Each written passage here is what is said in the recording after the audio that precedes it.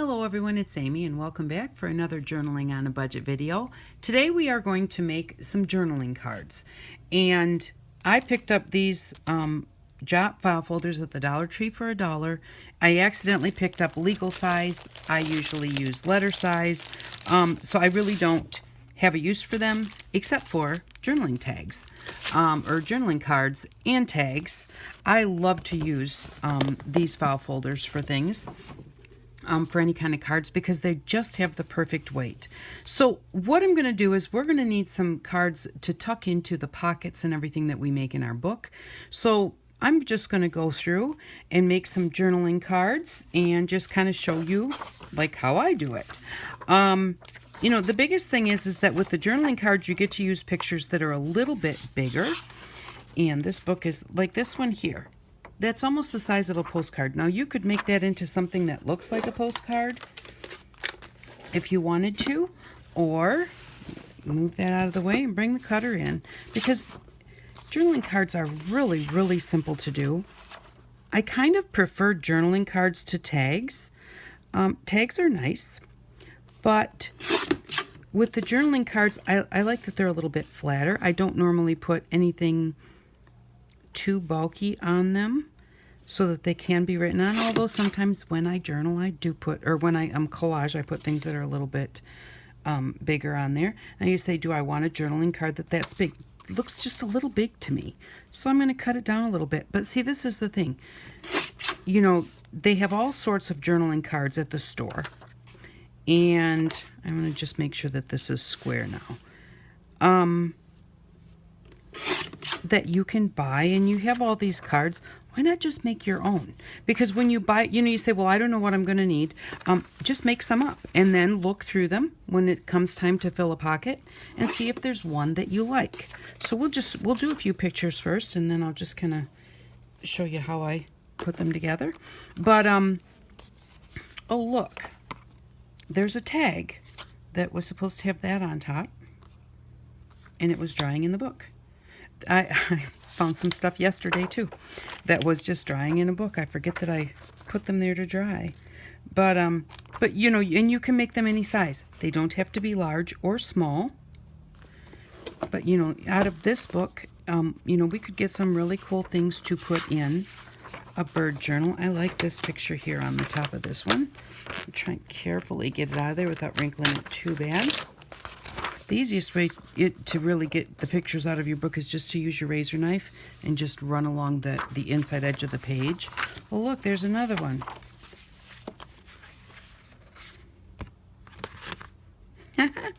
Okay. Well, let me put that over there. And put the bird book aside. And we're going to cut this one down. But when you buy a set of journaling cards from the store, I just need to get that out of my way. You're going to just get whatever they put in that set. And then you're going to look through it and say, oh, well, I want to put this one in my journal, or I want to put that one in my journal. So what's the difference of making up your own journaling cards, just kind of at random, and then looking through those and saying, well, I think I'll use this one, or I think I'll use that one. See, I think that that's a really cute picture. So, and you know, you can do them with any kind of books or magazines even. See, like I like to do, like when I see a pretty picture, I like this picture right here. And I guess I'll use the cutter because I don't know what I do with my scissors. I like that picture, and there's nothing that says that journaling cards have to be a certain size. They can be any size. And so when I see a picture like this that I think it's not going to make a good cutout picture, but it will make a really nice square journaling card. Now that I've got that straight, I can get there. Yep. I want the white off. And I like the white off, but you don't have to do that. If you want to leave a little white all the way around, if you can, go for it. Sometimes you can't because the picture doesn't have white all the way around. But see, that's a really pretty thing. You know, so we've got bird books here. We've got flower books here. And of course, really, birds and flowers, they go with anything. This came out of a magazine, and look at all of those stamps that could be cut out. Those are actually really cool. or these I'm going to use for collage, I think. Oops, not even showing you. The berries are really cute. Why not? Sometimes I remember to look at the back side of the page before I rip it out, and sometimes I don't. And if I don't remember to look at it and then I think, oh no, I wanted that one, I just think it wasn't meant to be. If I was meant to have the picture on the other side, I would have looked. So if I forget to look, I just figure I wasn't meant to have it, and I was meant to have the one I decided on in the first place. And there we go. That's just really cute. And then, of course, we always do birds, and we always do flowers. But what about just fun things? And this book has got some of the cutest pictures in it. I love this picture right here. And look, there's words on the back side. This is perfect. Ah, found my scissors. And you may say, oh, but you're cutting that up. Yeah, I am. And I really love the pictures in it. It was a little bit messed up anyways when I bought it. And so I figure that, you know, people don't really read goodnight stories to their kids anymore. It's sad, but they really don't. I mean, some people do, but it's not the common like it used to be, like when my children were little. And so why not use them and put them somewhere where people are going to see them? Isn't that cute? So that's what I do. I go through and I get myself a whole bunch of pictures, and then I just glue them to my file folders. And then I just decide what kind of an edge do I want. I'm going to put my file folder down here. And this is just a Play School Kids glue stick. And I find that if you burnish them down, they hold really well. I haven't had any, you know, I mean, I don't know. Over time, they may let up. I have a permanent glue stick too that I use a lot, but this one has the nice big end on it. I really do like that. I like that it's got the color to it, because then I know that I've got the glue everywhere. And then I'm just going to take this and I'm going to put it here on my file folder, right down towards the bottom. I normally leave a little edge so that I can actually cut it, because I'm not good at getting things perfectly straight. And then this is just the cap, but it's nice and rounded and smooth. And after I glue them down, I just give them a really good burnish. And then before I cut them, I usually let them sit just a little bit. That's why I do more than, you know, one at a time, because then it can sit and it can all get, that glue can soak into both sides. Isn't that going to be, out of all of them that I just cut out, I think that's going to be my favorite.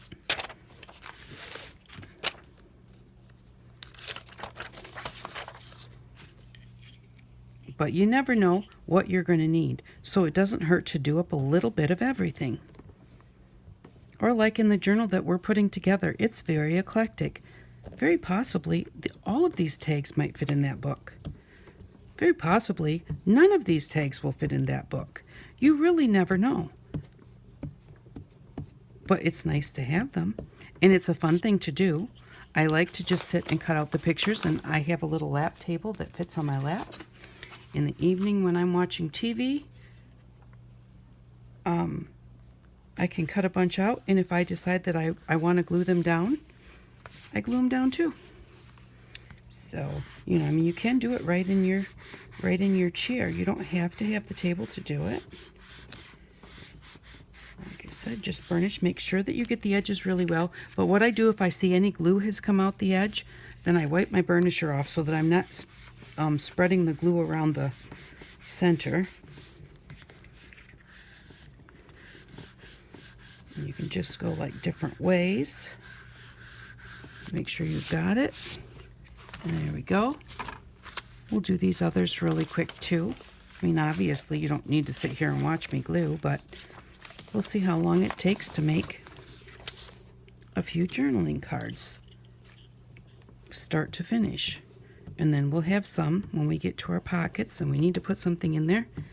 we'll have some different ones to choose from instead of having to make one every single time we decide we want a journaling tag.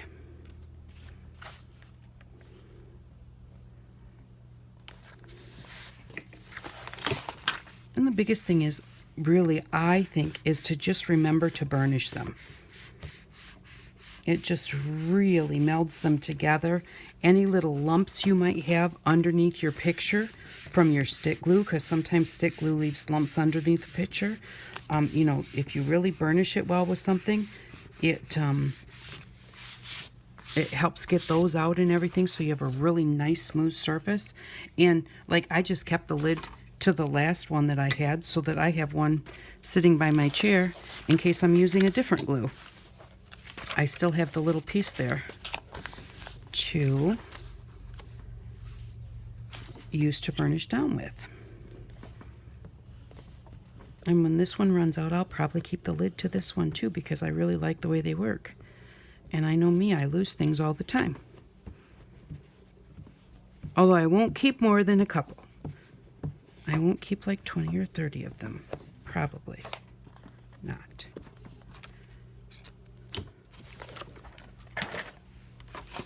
I'm only a little bit of a hoarder. Now, is this one going to fit here with the little...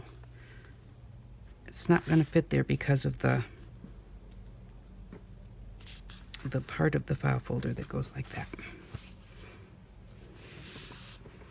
And the other thing is, I try and avoid the fold lines in my file folder, and you can save those and use those for other projects. Use them to connect pages together or something like that.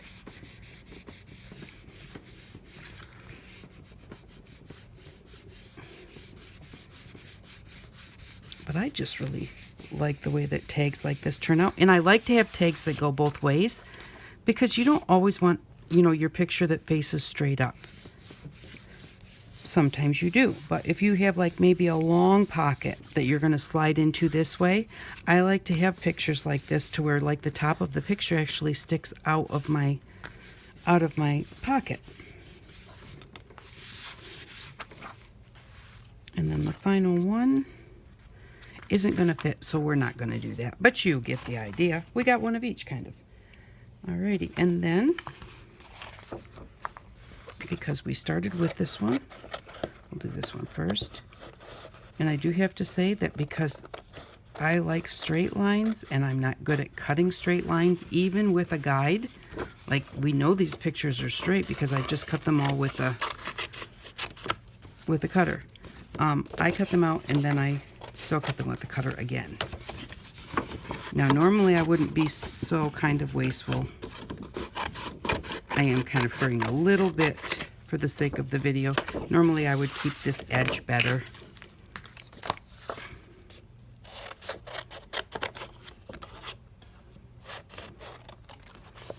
And these are still a little damp. I can feel it through the paper that they're a touch damp. I would let them dry just a little bit longer than this. And that's why I do a bunch at one time. Cut out all the pictures, then glue them all down, and then go back and start at the beginning. And then cut them and decide if I'm going to make a corner or a tag.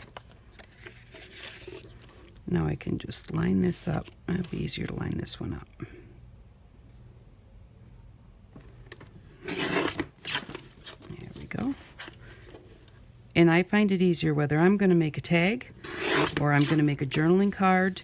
You know, however I'm going to do my cutting, I always start with the rectangle first. And then if I want to make a tag, then I cut my angles. Or if I'm going to make a journaling tag, a journaling card, then I round my corners. But I always start with a square. Or with a rectangle or whatever, square edges. That's just me. And then with this one, because I want it to be a journaling card, I have, you know, we made these back at the beginning. And these are all different shapes that we can make our corners. I like rounded corners on journaling tags. And do I want a really, I don't think I want a really wide one. I think I like that size right there. So I'm just going to cut around that corner. Just like that. And then I just flip it over, making sure that I line up both sides well.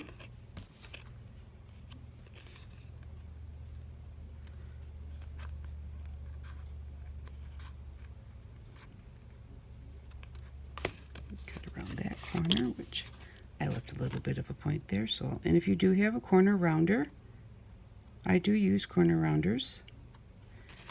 But you know, you can do it just as easily yourself just by doing it this way.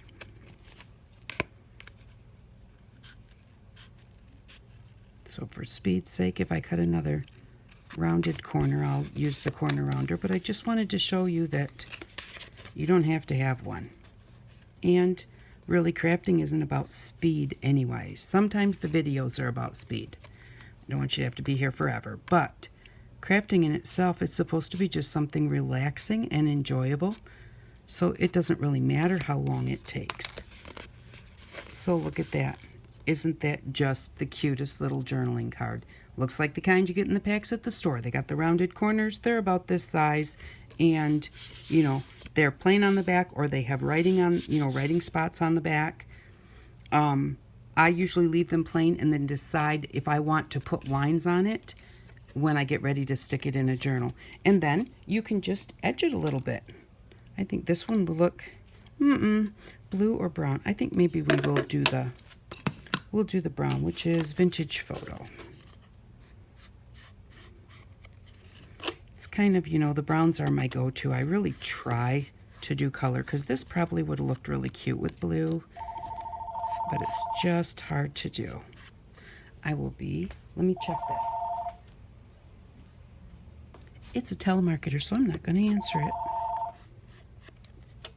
It'll probably just drive you crazy listening to it ring, but it doesn't ring that many times.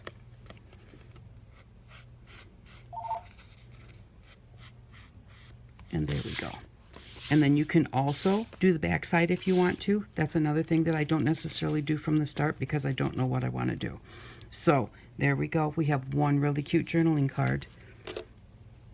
And what did I do with the top of my ink? Alrighty, let's do this one up. So let's see. 17 minutes. So probably in about 25 minutes at the most, we'll have 4 journaling cards. Now that we've cut that, we can put it right up nicely against the top. I always make sure I have a straight edge before I push it up against the top, so that I know I have good corners. Okay, so, and then if you have a corner rounder, which I do, this one has 3 different sizes on it. This is a Becky Higgins,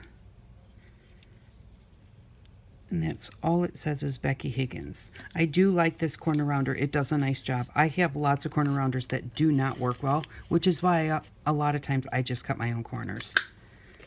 Make sure that you dump your corners out after you punch them, or they could get in the way of your next corner.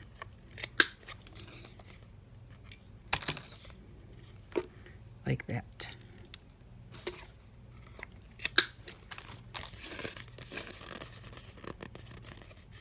And there we go. How about orange for that one?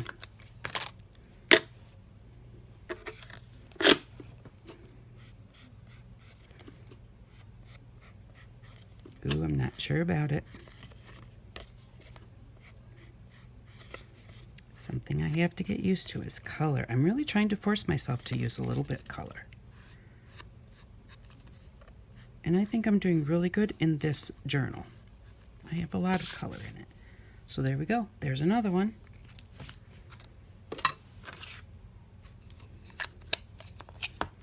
Now we have our little flowers. Oh, I have purple. Should I edge it with purple? Ooh, I don't know if I could do that.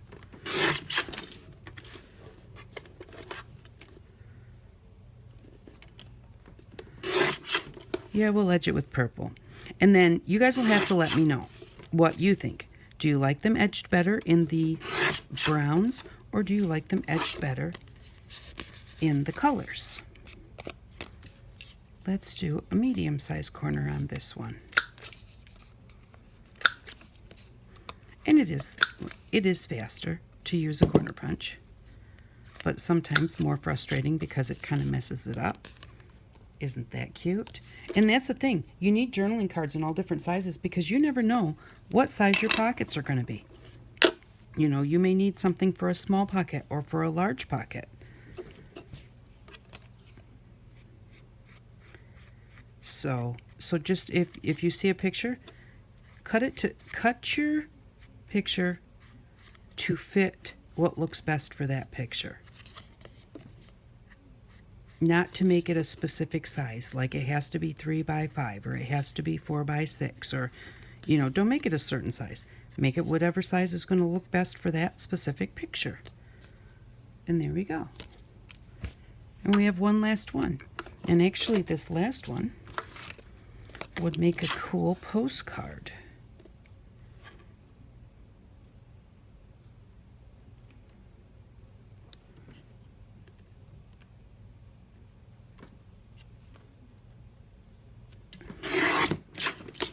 Go, got the first one done.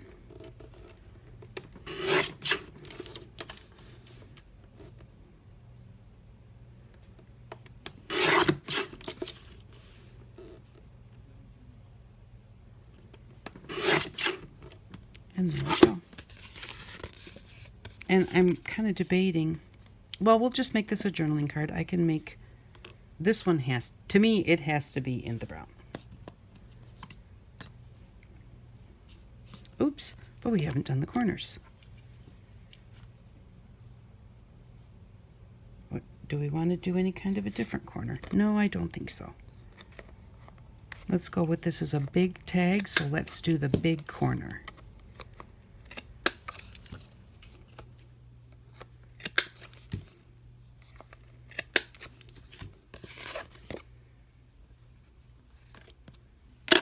And we'll use our vintage photo.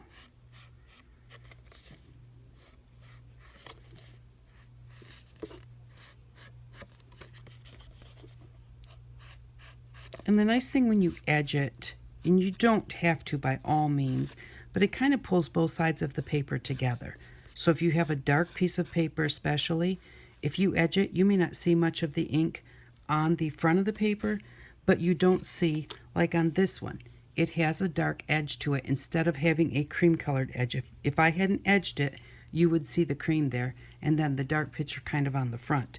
So that's the nice thing about edging it, is it draws it together. So there we go. So there, that didn't take us very long at all. And we have 4 completed. Let me put something down here. 4 completed journaling cards. And I think that they just turned out really, really cute. So, well, that's what we did for today. We have something else to put in our book. Now, when we make some pockets, we'll be able to put these in here. And I'm going to do some tags up. Maybe in a couple weeks, we'll do some tags to get some tags to go in there too. Thank you very much for watching. I really do appreciate it.